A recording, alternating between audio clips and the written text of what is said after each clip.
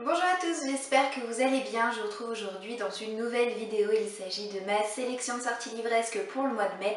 Comme vous allez pouvoir le constater, il y a beaucoup de sorties ce mois-ci qui m'intéressent puisque j'ai pas moins de 12 titres à vous présenter, surtout des suites voire des fins de saga. Et dans la deuxième partie de cette vidéo, comme à chaque fois en début de mois, je vous ferai le tirage au sort de ma saga book jar pour voir quelle sera la suite de séries que je devrais lire au mois de mai. La première des sorties qui m'intéresse au mois de mai, c'est celle du tome 1 de la trilogie Manèche, Le Sentier des Astres, écrit par Stéphane Plateau, qui va sortir en date du 4 aux éditions J'ai lu. Vous avez peut-être déjà entendu parler de ce livre puisqu'il est sorti il y a quelques temps maintenant aux éditions Les Moutons Électriques et qui est en vente au prix de 24 € il me semble sur Amazon. Étant donné que le prix est vraiment très élevé, je préférais attendre une éventuelle sortie poche et quand j'ai vu que ce livre sortait en poche ce mois-ci, je n'étais que joie, bonheur, allégresse. Du coup, je vais pouvoir bientôt me le procurer. Il s'agit donc d'une trilogie de type fantasy écrite par un auteur belge.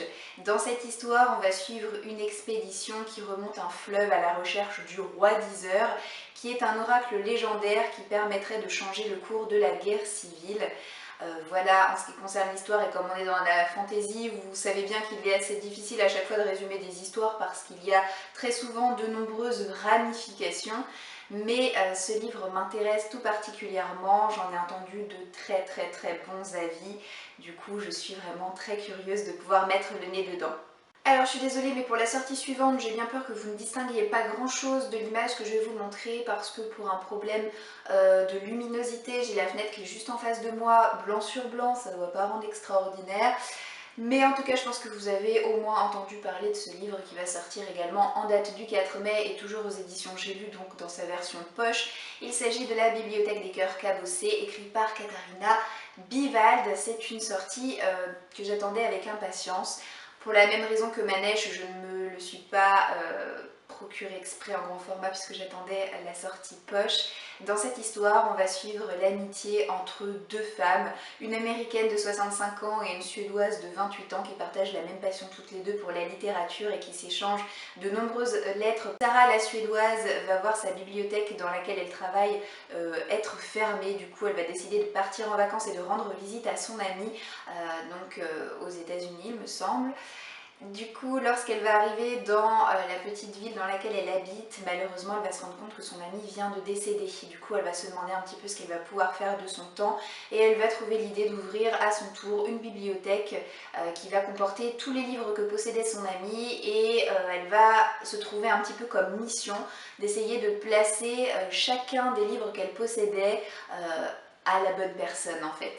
Voilà, j'ai l'impression que ça doit être un livre qui est un petit peu feel good, rempli de bons mots, rempli de douceur, rempli d'espoir aussi. Je suis toujours en date du 4 mai et je suis toujours avec les éditions J'ai lu puisque sortira le 7e tome de Outlander qui va s'intituler L'écho des cœurs lointains. C'est la partie 1 puisqu'il me semble que le roman est tellement énorme que les éditions J'ai lu a fait le choix de découper ce livre en deux parties et c'est toujours écrit bien entendu par Diana Gabaldon. Je ne vais pas vous faire l'affront de vous résumer ce livre, tout le monde sait de quoi il s'agit. Sachez simplement qu'en ce qui me concerne, j'ai lu le premier tome l'année dernière. J'espère pouvoir lire le second tome cet été. C'est une série que j'aime beaucoup. Je suis d'ailleurs en train de terminer de visionner la fin de la saison 1.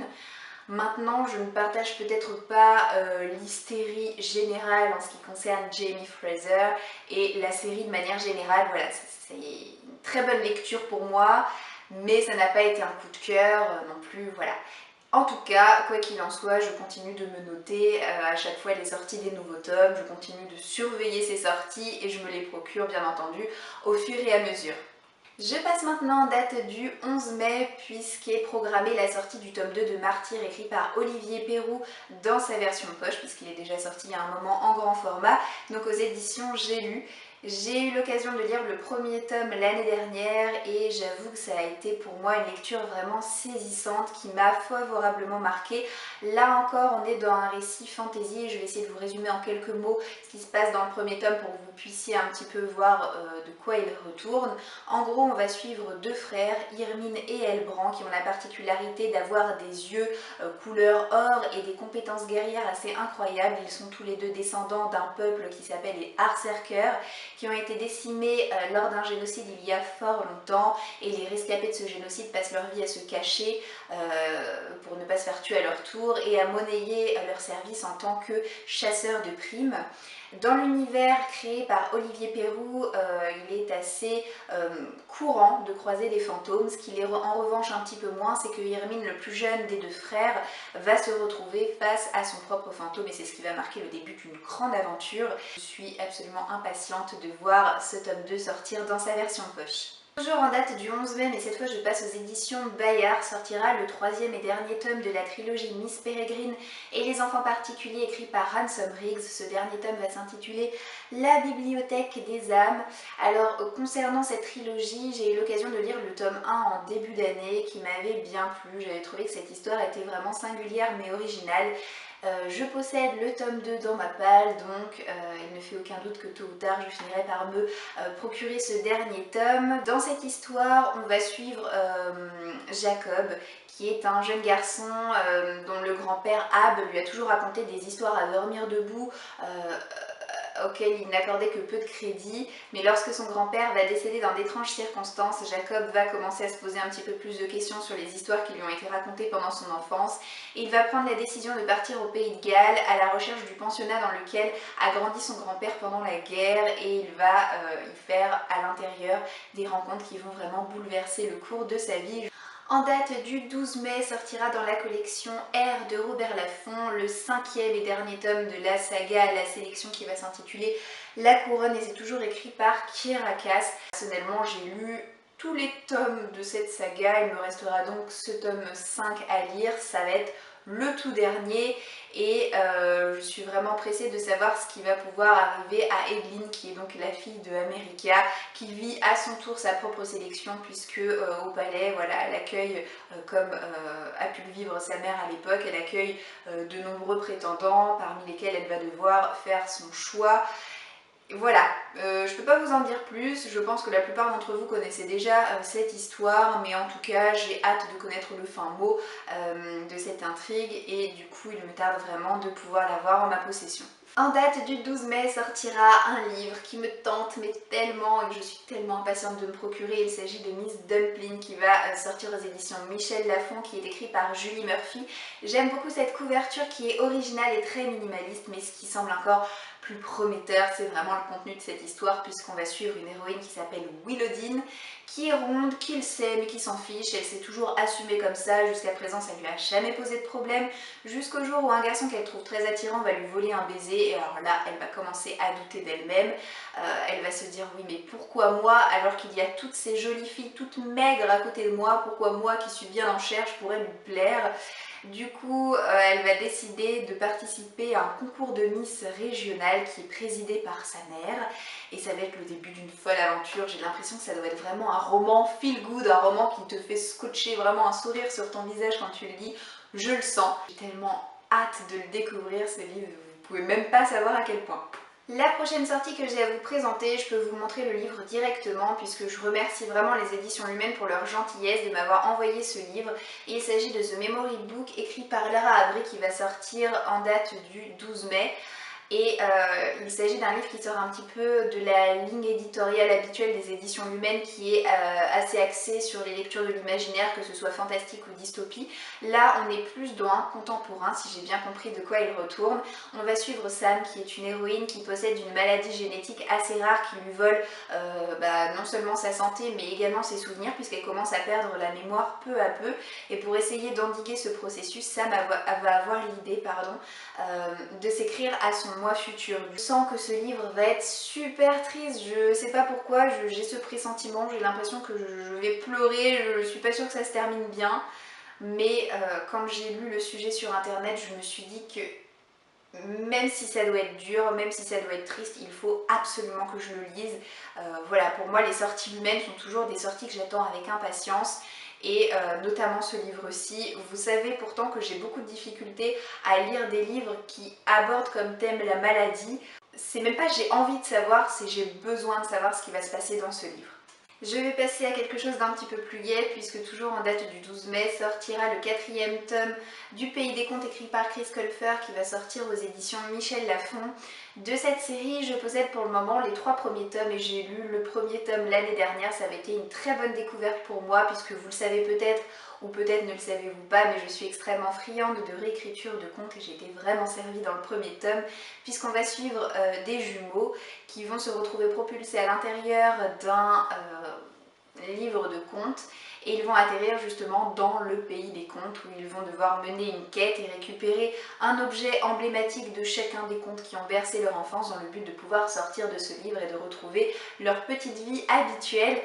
Voilà en ce qui concerne l'histoire du premier tome qui m'a vraiment favorablement marquée. Je suis pressée de pouvoir tirer au sort dans ma saga Bookjar la suite, donc le tome 2, le tome 3 et je pense que dès que possible je me procurerai ce tome 4. Je passe maintenant en date du 18 mai où sortira Lovemaker, écrit par Alice Clayton et sorti aux éditions J'ai lu. Alors ce livre en fait c'est la suite de, je peux vous montrer le tome 1 puisque maintenant je l'ai en ma possession, de Wallbanger dont je vous parlais en début d'année. Je ne savais même pas que Wallbanger allait avoir comme suite Lovemaker, mais bon, voilà, j'espère pouvoir lire ce livre dans les mois qui viennent parce qu'il me tente énormément et du coup je vais vous résumer en quelques mots l'histoire. Dans le premier tome, on suit Caroline qui vient de déménager dans un nouvel appartement et sa première nuit va être complètement troublée par le bruit des ébats sexuels de son voisin qui cogne un petit peu dans les murs. Du coup, elle va lui trouver le super surnom de Wallbanger qui signifie tout simplement le cogneur de mur. Mais au bout de quelques nuits, Caroline va être complètement excédée, elle va aller toquer à la porte de son voisin pour lui dire tout simplement sa façon de penser. Bien entendu, elle va se retrouver face à face avec un mec beau à tomber par terre et Caroline n'est pas très fut-fut puisqu'elle a eu la très mauvaise idée de sortir de chez elle en nuisette, voilà. Donc ça m'a l'air d'être un roman vraiment très humoristique, hein, dit comme ça, et les avis étaient vraiment enthousiastes concernant le premier tome, c'est pour ça que je me le suis procuré, c'est pour ça que je le lirai certainement bientôt, et c'est pour ça que je vous présente la sortie du tome 2 qui sortira donc en date du 18.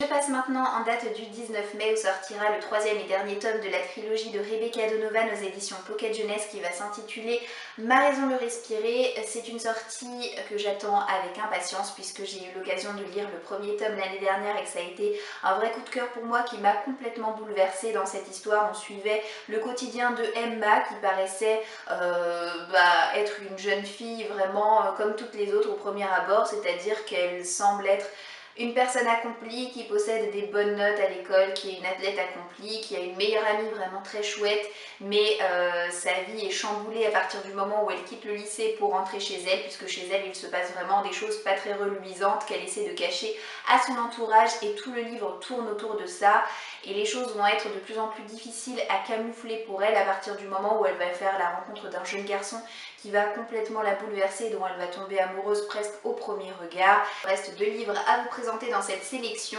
En date du 25 sortira donc Morning Star, qui est le 3e et dernier tome de la trilogie de Pierce Brown, sorti chez Hachette. C'est une trilogie de science-fiction qui m'attire énormément. Je possède pour le moment le premier tome. Je vous ai parlé de la sortie du 2e en début d'année et là ça y est, le 3e tome va bientôt sortir. Dans cette série, on va suivre en fait une société qui a colonisé la planète Mars et qui est composée d'un côté des Ors qui représentent un petit peu l'élite, ce sont les plus riches, ce sont eux qui possèdent le pouvoir, et de l'autre côté on a les Rouges qui sont un petit peu leurs esclaves, qui travaillent pour la plupart dans des mines pour exploiter les richesses de la planète pour les ors. Dans cette société, on va suivre Darrow qui a 16 ans, qui a vu sa petite amie se faire tuer et qui va décider d'infiltrer la rébellion en se faisant passer pour un or. Les critiques ont été plus qu'élogieuses pour le moment de ce que j'en ai lu. Du coup, ma curiosité est vraiment attisée à son maximum. J'espère avoir l'occasion de lire bientôt le premier tome, mais quoi qu'il en soit, je me note de poursuivre cette trilogie en me procurant au moins les tomes 2 et 3 dans pas longtemps. La dernière sortie et pas des moindres, c'est celle du troisième et dernier tome de la 5e vague écrit par Rick Yancey qui va sortir le 26 mai dans la collection R de Robert Laffont. Là je pense qu'il est un peu inutile pour moi de vous résumer ce livre parce que la plupart d'entre vous, voire la quasi-majorité, connaissez au moins l'histoire, même si vous n'avez pas lu le bouquin parce que le film est sorti il n'y a pas longtemps. En gros voilà, il s'agit d'une invasion extraterrestre par vague. Et il s'agit maintenant d'un monde un petit peu apocalyptique dans lequel les héros essaient de rester en vie tant bien que mal. J'avais beaucoup aimé le premier tome que j'ai lu il y a des années de ça et que j'ai relu une fois de plus en fin d'année dernière, juste avant de voir le film. Mais même si je possède le tome 2 dans ma palle depuis un bon bout de temps maintenant, je n'ai pas encore réussi à le lire, je ne l'ai pas encore tiré dans ma saga Book Jar, mais qui sait, peut-être que ça va venir juste après, je ne sais pas. En tout cas, je me suis noté la sortie de ce dernier tome. La première partie de ma vidéo concernant ma sélection de sorties livresques est maintenant terminée. Comme vous avez pu le constater, ce mois-ci, il y a vraiment beaucoup de sorties qui m'intéressent, notamment des suites de sagas et des fins de séries, ce genre de choses. N'hésitez pas à me dire en commentaire si vous aussi, il y a des livres qui vous intéressent ce mois-ci. Je passe maintenant à la deuxième partie de la vidéo. Il s'agit du tirage au sort de ma saga Book Jar et on va voir ensemble quelle va être la suite de série que je vais devoir lire ce mois-ci. Voilà, alors, j'aime toujours ce moment, à chaque fois je me demande ce qui va me tomber dessus, mais c'est rigolo. Celui-là, un petit verre. Est-ce que je vais réussir à l'ouvrir facilement?